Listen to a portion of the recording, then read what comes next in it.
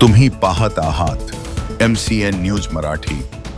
रमजान ईदचा सण शनिवार दिनांक 21 मार्च रोजी संपूर्ण देशभरात मोठ्या उत्साहात साजरा होत असतानाच खामगाव शहरानजीक असलेल्या जनुना तलाव परिसरात एक अत्यंत हृदयद्रावक घटना घडली।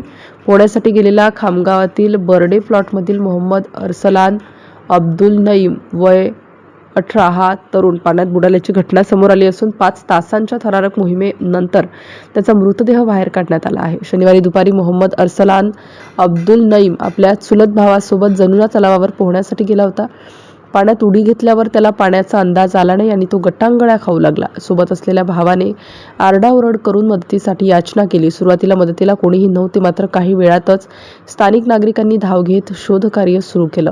त्यानंतर घटनेची माहिती मिळताच प्रशासन, रुखमाई आपत्ती व्यवस्थापन फाउंडेशनचे संजय खंडेराव यांनी आपल्या पथकासह बोटच्या सहाय्याने रेस्क्यू ऑपरेशन राबवले।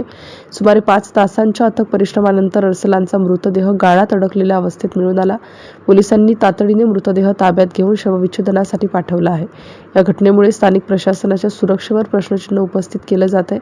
माजी सरपंच तथा विद्यमान ग्रामपंचायत सदस्य अमोल गिंदाप्पा गोरे यांनी या घटनेबद्दल तीव्र दुःख व्यक्त करत तलाव परिसरात काम सुरू असल्याने पर्यटकांना बंदी घालण्याची मागणी केली आहे। MCN न्यूज मराठीकरिता शेख अजीज शेख मोहम्मद, खामगाव।